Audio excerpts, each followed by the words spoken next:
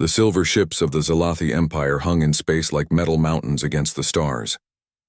Commander Vexhar stood on the bridge of his flagship, looking at the blue and green planet below.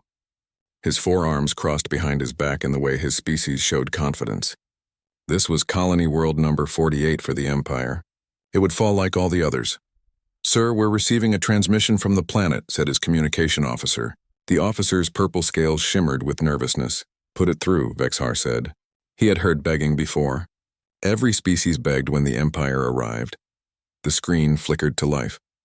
A human woman appeared. She had dark hair tied back and wore a simple gray uniform. Her face showed no fear. This was unusual.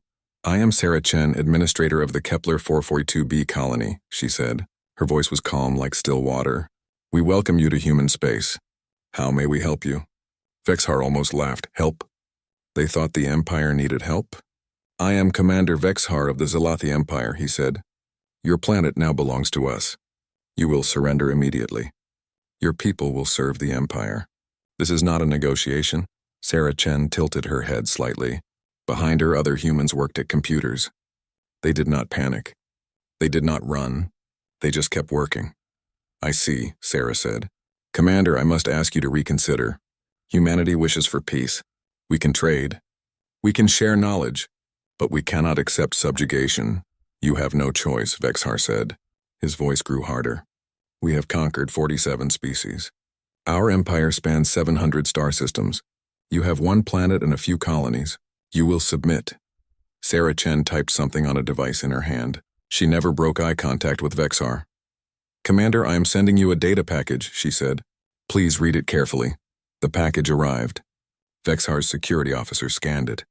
Just text and numbers. No weapons, no viruses. Vexhar opened it. It was a list. A list of wars. Human wars. Hundreds of them. Thousands of them. Wars with sticks and stones. Wars with fire. Wars with metal. Wars with atoms. Wars with weapons that had no names in the Zalathi language. "What is this?" Vexhar asked. "Our history," Sarah Chen said. "We have been fighting ourselves for 50,000 years. We got very good at it. Then we got scared of how good we were, so we stopped. We came to the stars to find peace." Vexhar closed the file. "You think your primitive wars against each other frighten us? We have destroyed civilizations that traveled the stars when your species lived in caves." "I'm sure you have," Sarah said. She typed again on her device. More humans moved behind her. They were all so calm. "Commander, I need to be very clear. We do not want to fight. We will do everything possible to avoid it. But if you force us, we will defend ourselves." "With what?" Vexhar laughed. His officers laughed too. "Our scans show 12 small ships in your system. We have 300. You have energy weapons barely strong enough to mine asteroids. We have plasma cannons that can crack moons." "Yes," Sarah said. "You are stronger. You are bigger. You have more. But Commander, there is something you need to understand about humans." She paused. For the first time, something flickered across her face. It wasn't fear. It was sadness. "We don't fight to win," she said. "We fight to end. When humans go to war, we don't stop until the threat is gone. Completely gone. Forever gone. We learned this about ourselves, and it scared us so much we isolated ourselves out here, hoping to never learn if we would do the same to other species." Vexhar's first officer whispered in his ear, "Sir, should we just fire? This is taking too long." Vexhar waved him silent. Something about the human's words bothered him. Not the words themselves, but the way she said them. Like a doctor telling someone they have a disease. "You have 1 hour to surrender," Vexhar said. "If you do not, we will destroy your defensive satellites and land our forces." Sarah Chen nodded slowly. "I understand. Commander, before you do this, I need to send one more message. To beg your Earth for help? Send what you wish. Earth is 40 light years away. They cannot save you." Sarah typed on her device one more time. This time, she typed for longer. Her fingers moved quickly but carefully. When she finished, she looked back at the screen. "Commander Vexhar," she said, "I am required by human law to give you this warning. You have 1 solar rotation to leave this system. This is not a threat. This is mercy. Run." The bridge of the Zalathi ship went quiet. Then Vexhar laughed. His officers laughed. Soon the whole bridge was laughing. "Run?" Vexhar said between laughs. "You tell us to run? Little human, you have courage. I will remember that when your species serves mine." Sarah Chen did not laugh. She did not smile. She just nodded. The warning has been given, she said. What happens next is your choice. Sarah Chen out. The screen went dark. Vexhar's second officer approached. Sir, that message she sent. It went out on all frequencies. Radio, quantum, subspace, everything. It was just one word repeated in 300 languages. What word? Vexhar asked, though he already knew. Run. Vexhar looked at the planet below. It was pretty. Blue oceans, green forests, white clouds. It would make a good addition to the Empire. Begin the intimidation protocol, he ordered. Fire on their moon. Show them what defiance brings. The plasma cannons of the Zalathi fleet turned toward the colony's small moon. Green fire erupted from 300 ships. The moon's surface exploded in geysers of rock and dust. Craters formed. Mountains fell. In 10 minutes, the moon was scarred and broken. Vexhar opened a channel to the planet. Do you see, Administrator Chen?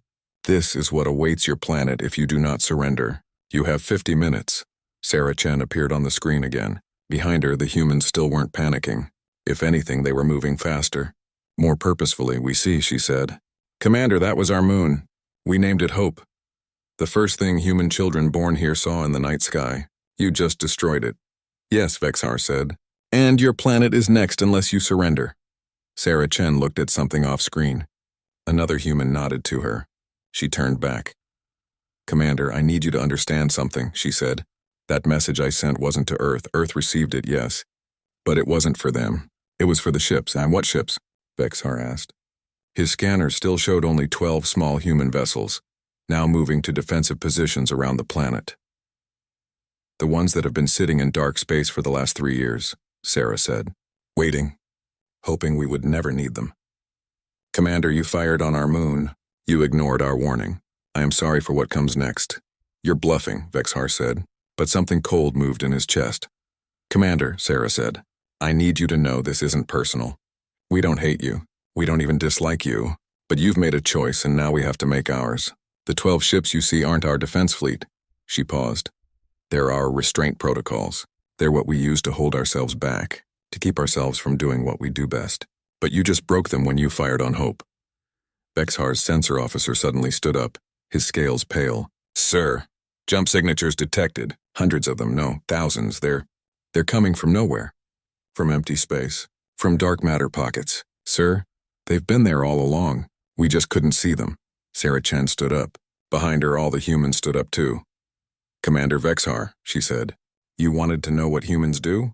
We prepare. We always prepare for the worst. Because we've seen the worst. We've been the worst.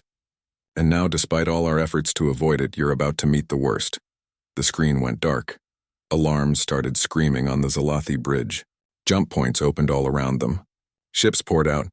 But these weren't like any ships Vexhar had ever seen. They were black. So black they seemed to eat light. They had no visible weapons. No visible engines.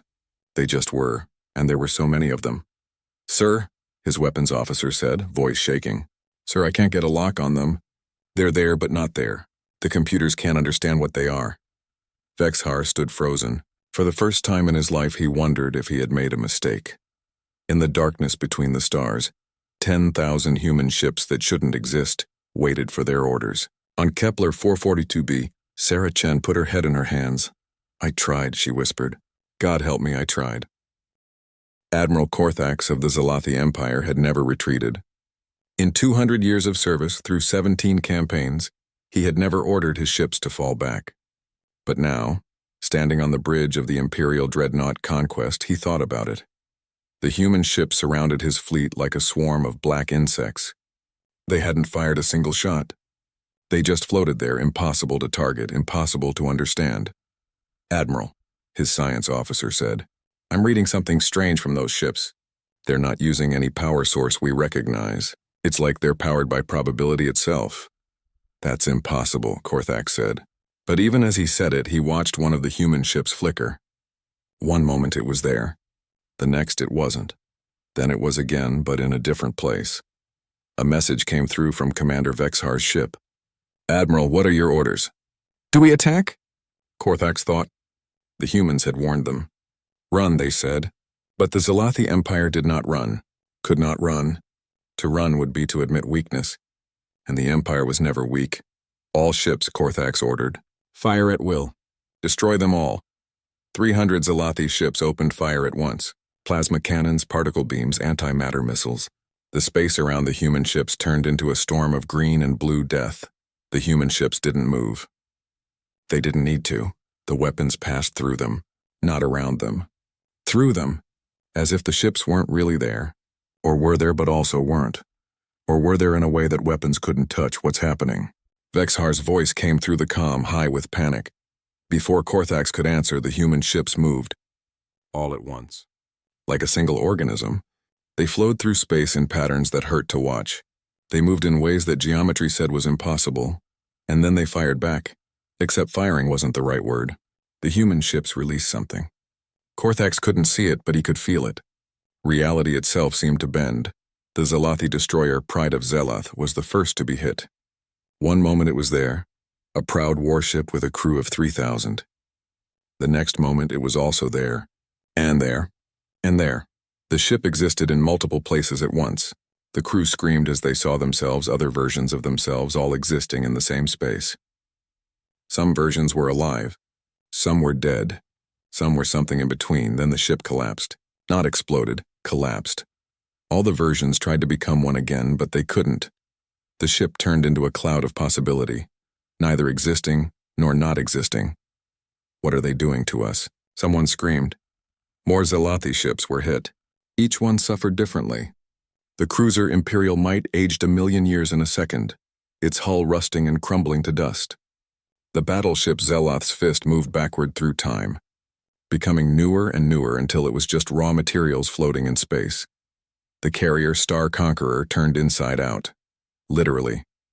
Its crew found themselves on the outside while space was on the inside. They died in seconds, but those seconds lasted forever from their perspective. "Admiral," his tactical officer shouted, "our quantum computers are failing. They're showing errors that shouldn't be possible. 2 + 2 is equaling 5, then 3, then purple. Sir, the math is breaking." Korthax looked at his screens. They showed impossible things. Ships that were destroyed but still fighting. Crews that were alive and dead. Weapons that fired before they were triggered. Then the music started. It came from everywhere and nowhere. Through the comm systems, through the computers, through the walls themselves. Ancient Earth music. Something called classical. It was beautiful and terrible. "Sir, I can't turn it off," the communications officer said. "It's not coming through our systems. It's coming from the atoms in our ships. They're vibrating to create sound."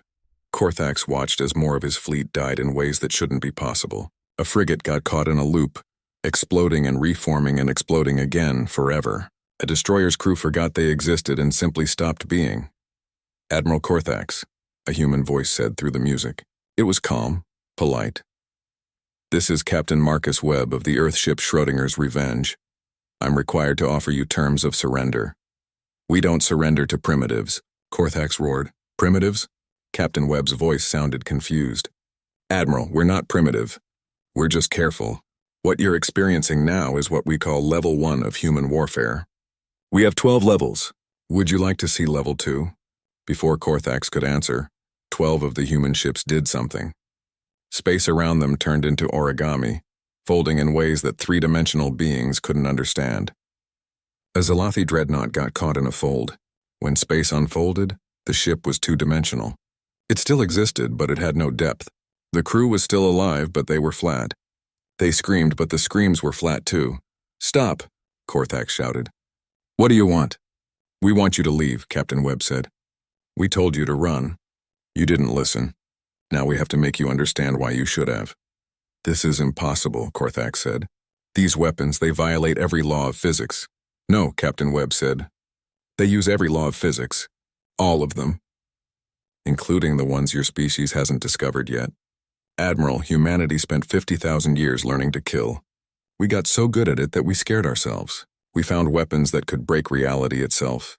The human ships moved again. They surrounded Korthax's flagship. This close he could see them better. They weren't really ships. They were something else. Something that looked like ships because that's what his brain could understand. "Do you know what a probability weapon is, Admiral?" Captain Webb asked. "No," Korthax admitted. "It's a weapon that doesn't destroy what is. It destroys what could be." Your ship exists because of a chain of probability going back to the Big Bang. Every atom had to be in the right place at the right time. Our weapons break that chain. They make it so you never existed in the first place. To demonstrate, a small Zalathi scout ship simply wasn't anymore. It didn't explode. It didn't disappear. It just never was. The space where it had been showed no signs it had ever existed. The crew's families back home forgot they ever had family on that ship. The records of the ship vanished from all databases. It was unmaking at the most fundamental level. Please, Korthax said. The word tasted like acid. The Zalathi never said please. Please stop. We will, Captain Webb said. If you leave now, all of you. Every Zalathi ship in this system.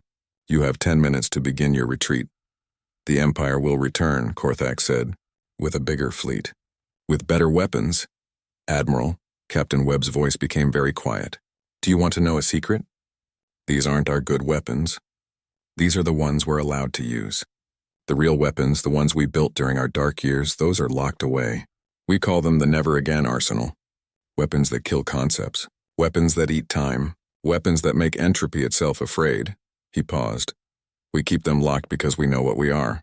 We're the species that looked at the atomic bomb. A weapon that could destroy cities and thought, how can we make this worse?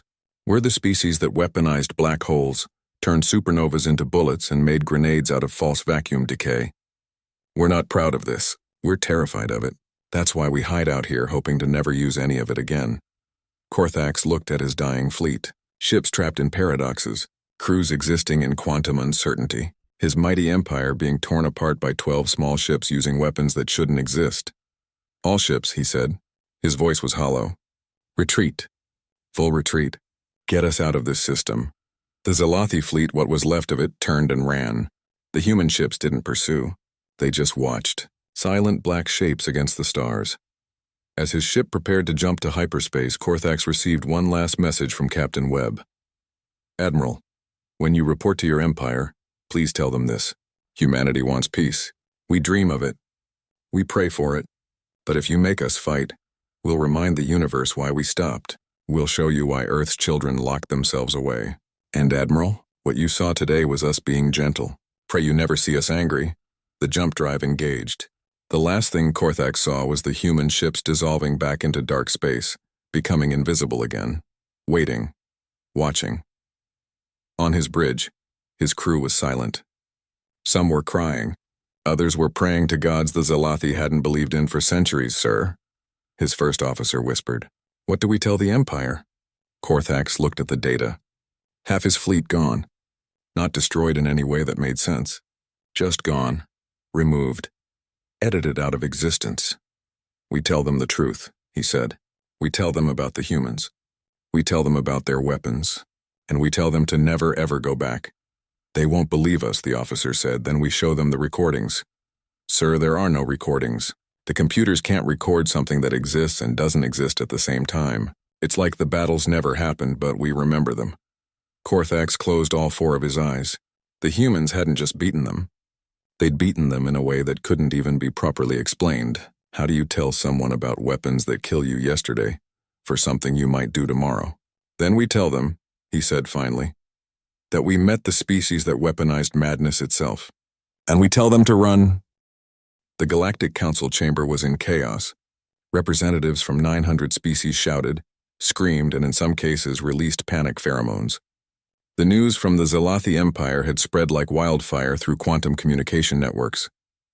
Ambassador Thulok of the Mantid Collective raised 4 of her arms for silence. As the oldest member of the council, she commanded respect. The room slowly quieted. We have all seen the reports, Thulok said. Her compound eyes reflected the worried faces of 100 species. The Zalathi Empire, our strongest military power, lost half their fleet to 12 human ships. Impossible, growled Ambassador Krogar of the Vorthan hegemony. The Zalathi must be lying, covering up their failure with wild stories. The quantum signatures don't lie, Thulok said. She activated the central hologram. It showed the battle site. Look at the space where the battle happened. Reality itself is wounded. There are areas where physics still doesn't work correctly. Our science teams are afraid to get close. The hologram zoomed in. Empty space rippled like water. Sometimes a Zalathi ship would appear for a moment, trapped in a time loop before vanishing again. In one area, space was tied in a knot that shouldn't be possible in 3 dimensions. "What are these humans?" asked the aquatic representative from Oceanus Prime, her voice bubbling through her translator. Thulok touched her console. "I have been researching. The humans uploaded their history to the Galactic Net when they made first contact 20 years ago. No one paid attention then. We should have." The hologram changed. It showed Earth, a small blue planet orbiting an average yellow star. "This is their homeworld," Thulok said. "Population 11 billion. They've had spaceflight for only 300 years. By any measure, they should be a minor species." "Then how?" Kroger demanded. "Because," Thulok said, "they've been practicing war for 50,000 years. Against themselves." The hologram began showing images, cave paintings of humans killing humans, ancient battles with bronze weapons, castle sieges, trench warfare, nuclear explosions, city-sized craters, wastelands that used to be nations. "Every species fights," Krogar said. "That's nothing special." "No," Thulok said. "You don't understand. Look closer." She zoomed in on the historical data. Numbers appeared. Battle after battle. War after war. World War I, Thulok read. 40 million dead. They thought it was so terrible they called it the war to end all wars. World War II started 21 years later. 85 million dead. They used atomic weapons on their own cities. The room was quiet now. The Cold War, Thulok continued. They built enough nuclear weapons to destroy their planet 40 times over. Not once, 40 times. They targeted their own cities with weapons that could erase them in seconds. They called it mutually assured destruction. They lived like that for 50 years. "That's insane," someone whispered. "It gets worse," Thulok said. "Look at their weapons development." The hologram showed a timeline. Each point was a new weapon humanity had created. They went from throwing rocks to splitting atoms in less than 10,000 years, Thulok said. After nuclear weapons, they didn't stop. They developed antimatter bombs, singularity weapons, dimensional shears, causality disruptors, and something called a reality bomb that they immediately banned because they were afraid it might destroy the universe. "They banned their own weapon?" The Oceanus representative asked. "They've banned hundreds of their own weapons," Thulok said. "They have entire treaties about weapons they are not allowed to use on each other. Chemical weapons, biological weapons, nano-weapons, mind-killer devices, soul-render technology, and something called the Grey Goo that they keep in a vault on their moon under 100 miles of rock." Ambassador Krogar stood up. His 6 legs clicked on the floor. "You're saying they have worse weapons than what they used on the Zalathi?" "Much worse," Thulok said. "What they used on the Zalathi were their humane weapons, the ones designed to minimize suffering." She pulled up another file. It was a human military document, translated into Galactic Standard. "This is their rules of engagement for first contact scenarios," Thulok said. "Listen to this. Level 1, probability disruption, non-lethal temporal displacement, reality adjustment within safe parameters. Purpose, encourage enemy withdrawal with minimal permanent damage." "Minimal damage?" Kroger said. "They erased ships from existence." "And they consider that merciful," Thulok said. "Would you like to know what Level 12 is?" No one answered. Thulok read anyway. Level 12, full reality replacement. Remove enemy civilization from current timeline and replace with alternate version that never evolved sapience. Casualty rate 0 as enemies never existed to become casualties. "They can do that?" someone asked in horror. "They claim they can," Thulok said. "And after what we've seen, I believe them." A new voice spoke up. It was Ambassador Zephyr of the Silicon Alliance, an artificial intelligence that inhabited a crystalline body. "I have been analyzing their information networks," Zephyr said. "The humans have been arguing about these weapons for centuries. They hate them. They fear them. But they keep making them. Why?" Thulok asked. "Because they fear each other more than they fear the weapons," Zephyr said. "Every human nation developed terrible weapons because they were afraid their enemies would develop them first.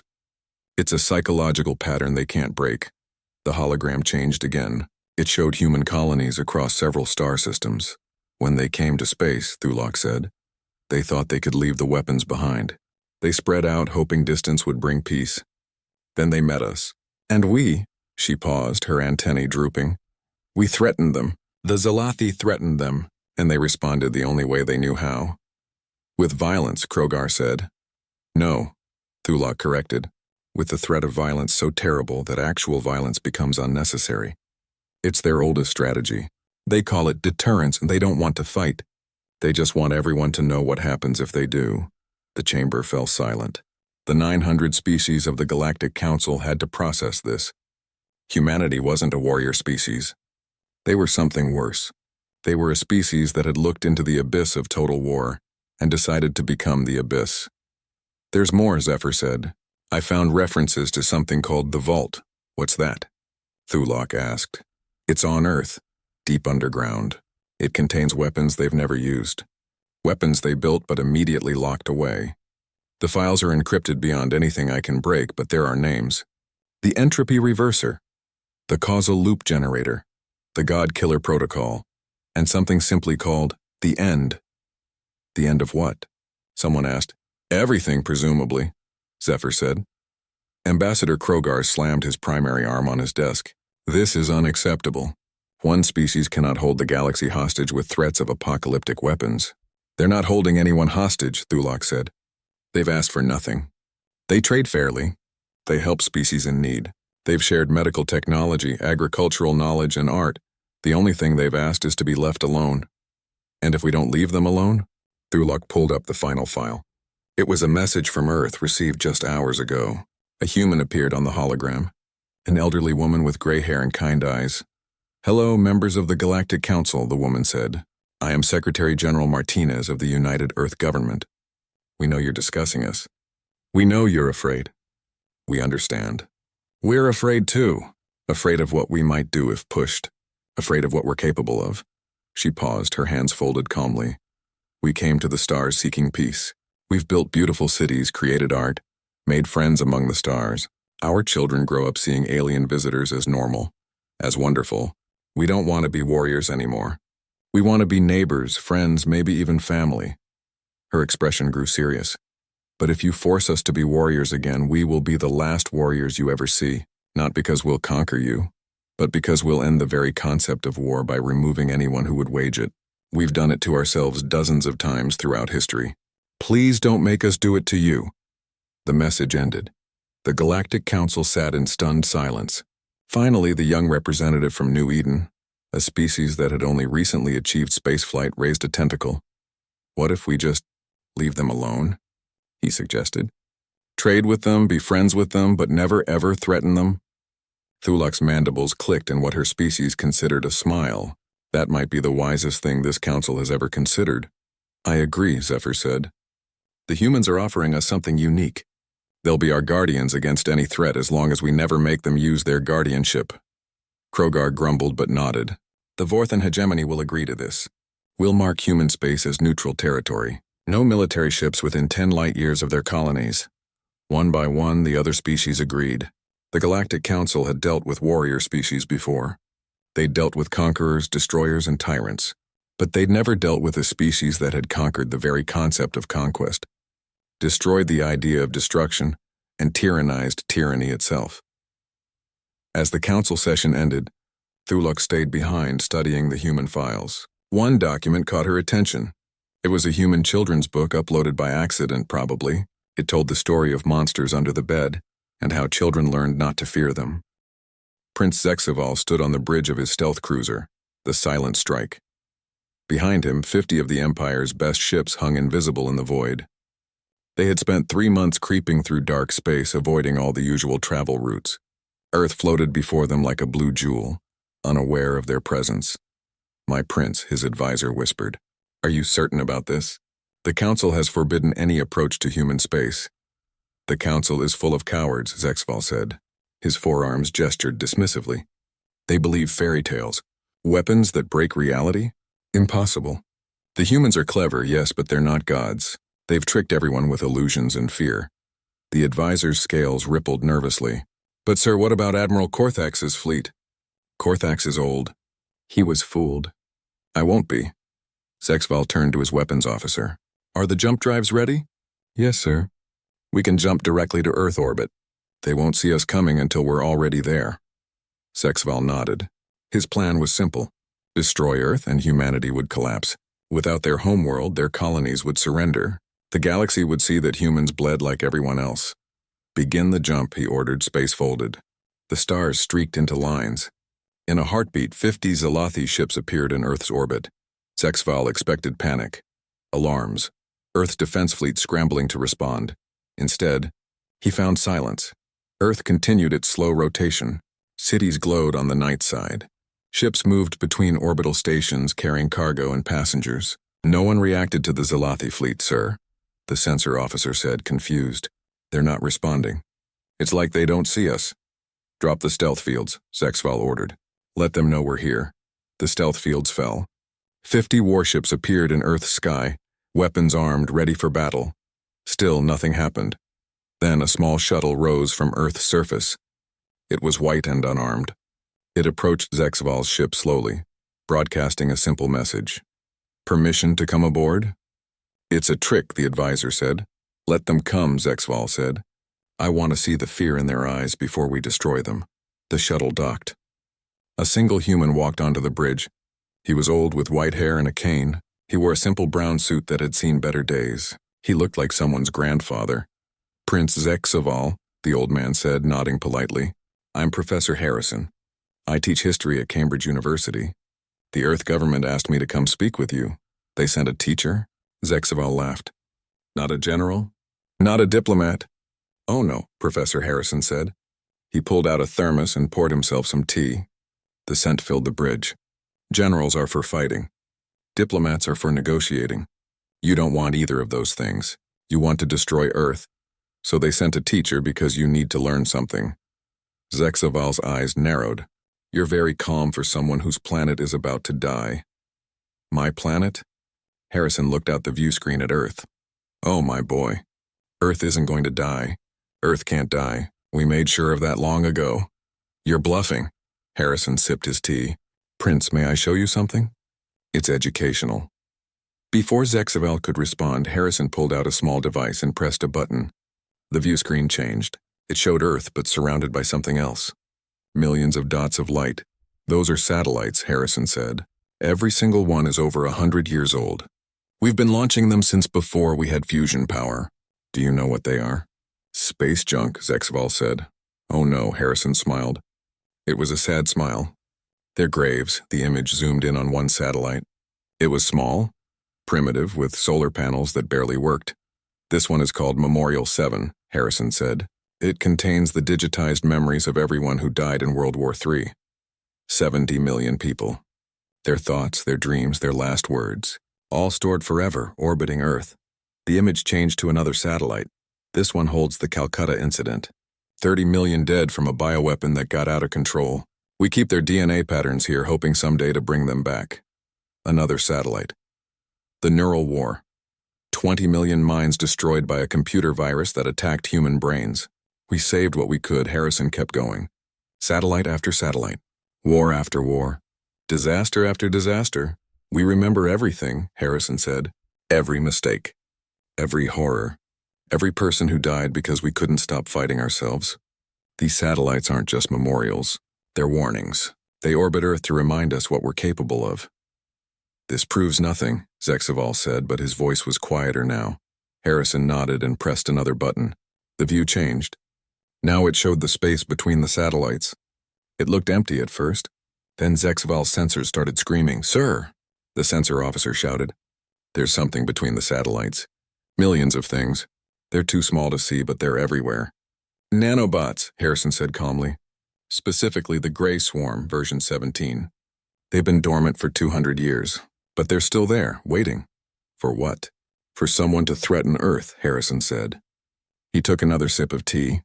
Prince, you have very good stealth technology. But did you really think you could approach Earth without us knowing? We've been watching you for 3 months. We let you come. Zexval stood up, all 4 arms reaching for his weapon. You let us come? Of course, Harrison said. How else could we teach you the lesson? He pressed another button. The view screen split into dozens of smaller screens. Each one showed a different part of space around Earth, and in each one something shimmered into view. Weapons platforms. Thousands of them. They had been invisible, hidden in folded space. Each one was different. Some were sleek and modern. Others were old, cobbled together from obsolete parts. Some looked like they shouldn't work at all. The thing about humans, Harrison said, is we never throw anything away.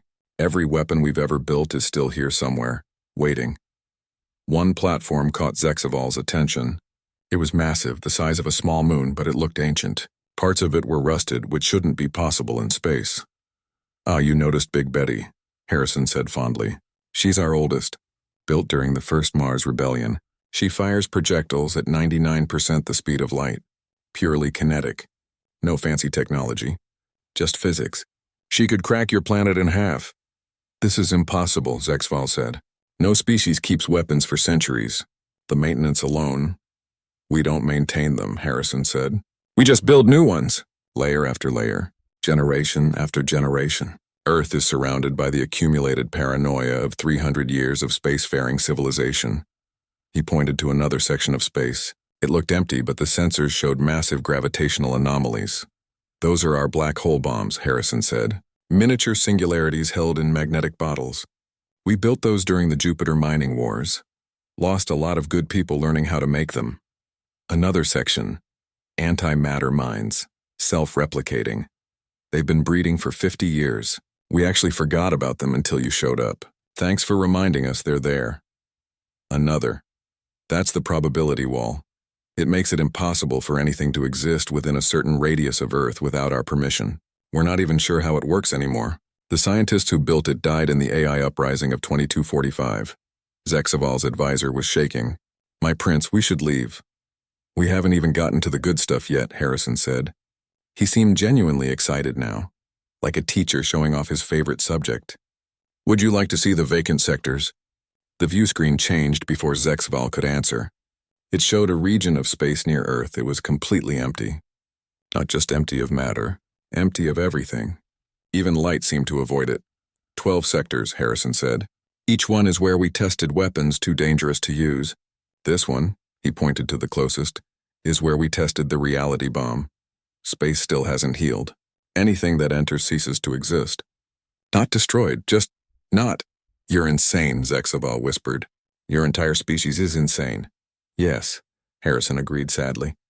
"We know that's why we isolated ourselves. That's why we avoid wars. Because we know what we are. We're the species that looked at the atomic bomb and thought, that's a good start. We're the species that weaponized everything. Matter, energy, space-time, probability, causality, even death itself." He finished his tea and stood up. "Prince Zexaval, you came here to destroy Earth. But Earth was destroyed long ago, by us. What you see now is Earth rebuilt on the graves of Earth destroyed. We've killed our planet 17 times and brought it back 18. We've extinct ourselves twice and recovered from backup copies. We are very, very hard to kill, because we've spent so much time killing ourselves." The old professor walked to the view screen and touched it gently. "Do you see those lights on the night side of Earth? Those cities? 10 billion humans live there. They go to work. They fall in love. They raise children. They make art. They're happy. And they're happy because they've forgotten what sleeps in the space around them. The weapons, the swarms, the reality breaks, the probability bombs. They've forgotten because we, the old ones who remember, keep watch." He turned back to Zexval. "So please, Prince, take your ships and leave. Let Earth's children stay innocent. Let them believe the universe is safe. Because if you make us wake the weapons, if you make us remind humanity what they're capable of, the galaxy will burn." The Galactic Council had learned. The Zalathi Empire had learned. Most of the galaxy had learned. But the Cry were new to space, and they hadn't learned anything yet. They emerged from the Sagittarius Arm with a fleet of 10,000 ships, having conquered their entire local cluster in just 50 years. They were proud, aggressive, and absolutely certain of their superiority. They had never lost a war. Ambassador Thulak tried to warn them during their first council meeting. "The galaxy has rules," she told the Cry delegation. "One of the most important is this: leave humanity alone." The Cry representative, war singer Daki, laughed. His species communicated through harmonic frequencies, and his laughter sounded like breaking glass. "We fear no one," Diexict sang. "We have reviewed your records. This humanity has 12 star systems. We have 300. They are nothing." "Please," Thulak said. "You don't understand what they're capable of. We understand perfectly, Dieksect harmonized. They use fear as a weapon, propaganda, tricks, we will call their bluff. Thulok's compound eyes dimmed with sadness. Then may your gods help you. Ours couldn't help us. 3 days later, the Cry fleet entered the disputed territory near the human colony of New Haven. It was a small agricultural world, population 3 million. The Cry wanted it for its fertile soil and perfect climate. They sent their standard conquest message: surrender or be destroyed. The response came quickly, not from the colony but from Earth itself. The message was video, and it showed an elderly human woman in a kitchen. She was wearing an apron covered in flour. She seemed to be baking something.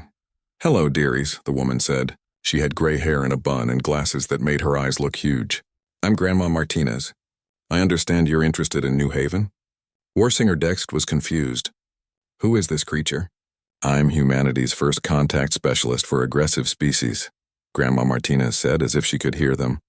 She pulled a tray of cookies from her oven. They smelled like chocolate even through the video feed, though that should have been impossible. "Now I need you to listen very carefully, loves. New Haven is under human protection. The colonists there make the most wonderful apple pies. Have you ever had apple pie?" "We are the Cry," Koik sang in harmonics that shattered 3 view screens. "We do not eat pie. We consume the fear of our enemies." "Oh, that's nice, dear," Grandma Martinez said. She started frosting the cookies. Each one was decorated to look like a little spaceship. "I used to design weapons, you know, back during the bad times. My team created something called the Soul Ripper. Terrible thing. It would pull the consciousness out of a living being and trap it in a quantum loop of its worst nightmares. Forever." She looked up from her cookies and smiled. It was a warm, grandmother smile. "We tested it on ourselves first, of course. Human volunteers. They're still screaming, you know, 200 years later. We keep them in a special facility on Pluto, trying to figure out how to let them die, but we can't, the weapon won't let them." She went back to decorating cookies. "Anyway, you have 3 hours to leave the system. After that, well," she shrugged, "I'll have to stop baking and start working. And I really do prefer baking these days." The transmission ended. Warsinger DX vibrated with rage. Empty threats. "All species claim terrible weapons. None ever use them."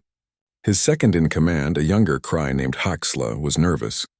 "Sir, maybe we should research these humans more." "No." DX's harmony was absolute. "We attack now." The Cry fleet moved toward New Haven.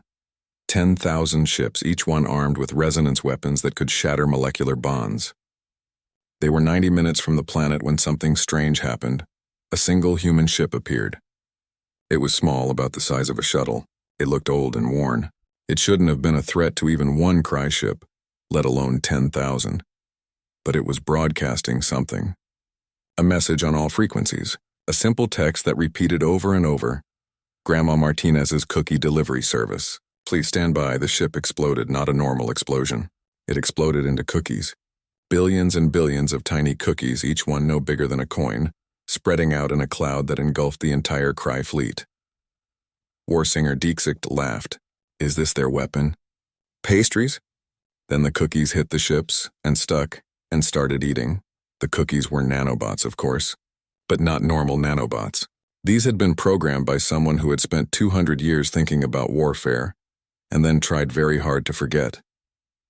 They didn't just eat metal. They converted it. Every atom of Cry hull became more cookies, which made more cookies, which made more cookies. Within minutes, the proud Cry warships were covered in what looked like chocolate chip cookie dough. The dough was spreading, consuming weapons, engines, life support systems. But it wasn't killing anyone. The cookies very carefully avoided organic matter. "What is this?" Dieksicht screamed in frequencies that should have shattered the strange substance. But the cookies just absorbed the sound and used the energy to replicate faster. A new message came through. Grandma Martinez appeared on screen again. She was sitting in a comfortable chair now, knitting something that looked like a scarf. "I'm so sorry about that, dears," she said. "The cookie protocol is one of my gentler designs. Your ships will be completely consumed in about an hour, but you'll be fine. The cookies will form little life pods around each of you. Very comfortable. Temperature controlled." With enough air for about a week, she held up her knitting. It was indeed a scarf, and it had little pictures of spaceships on it. "Now, the nice thing about the cookie protocol is that it's reversible. If you agree to leave and never come back, I'll send the recall signal and your ships will be restored. Minus the weapons, of course. We'll keep those. Call it a teaching tax. Warsinger Diexic tried to respond, but his communication system was now made entirely of oatmeal raisin. Oh, you can't respond yet, Grandma Martinez said. The cookies haven't finished. While we wait, would you like to hear about some of my other work? I designed something called the Giggle Loop once. It makes everyone in a 50 light-year radius laugh uncontrollably. Sounds funny, but after about 3 days, people start dying from exhaustion. After a week, their minds break. After a month, well, we never let it go a month. The test subjects begged us to kill them, but they couldn't stop laughing long enough to explain why. She knitted another row. Then there was the love bomb. It makes every sentient being in its radius fall deeply, obsessively in love with the first thing they see. We tested it on a prison colony once. Within hours, the inmates were in love with walls, floors, their own hands. One poor fellow fell in love with the concept of Thursday. He spent the rest of his life writing poetry to Thursday. Actually quite beautiful poetry, but still, tragic. The Cry ships were almost completely consumed now. As promised, each crew member was being wrapped in a protective cocoon that looked remarkably like a giant chocolate chip. Oh, looks like you're almost ready, Grandma Martinez said. She put down her knitting. Now, I'm going to give you a choice. You can leave right now and never come back, or, she paused. I can introduce you to my colleagues. The screen split. Dozens of humans appeared. All elderly. All smiling. All looking perfectly harmless. This is Professor Chen, Grandma Martinez said. He invented the temporal migraine. It gives you a headache that travels backwards through time. You've had it your entire life. You just don't remember until it's activated. Dr. Smith here created the philosophical virus. It makes you question whether you exist so convincingly that you stop, Ms. Johnson. Designed the empathy. Bomb, you feel everything everyone around you feels. In a fleet of 10,000 ships, you'd feel 10,000 times the fear, pain, and confusion. It's quite overwhelming. Mr. Tanaka invented cartoon physics. For 60 seconds, the laws of physics work like they do in animated shows. Sounds fun until you realize what that actually means for biological entities. She introduced more and more. Each one a retired weapon designer. Each one responsible for horrors that the Cry couldn't fully understand. We're all retired now, Grandma Martinez said. We spend our time gardening, cooking, making art. We've put our old lives behind us. But when species like you come along, well, we remember. And we'd rather not remember. So please, loves, leave, let us stay retired. The cookie protocol finished. The entire Cry fleet was now 10,000 giant cookies floating in space, each one containing scared but unharmed crew members. Somehow, their communication systems came back online. Just audio, but it was enough. Warsinger Dixic's harmony was weak, frightened. We agree to leave. Please, let us go.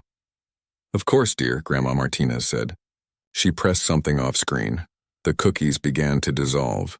Within minutes, the Cry ships were restored. Mostly. Their weapons were gone.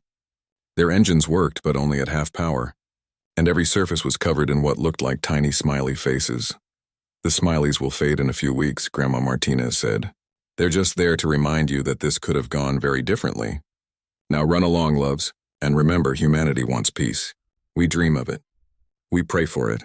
But if you make us stop baking and start building again, well, the cookie protocol is the gentlest thing in my recipe book. You don't want to see what's on page 2.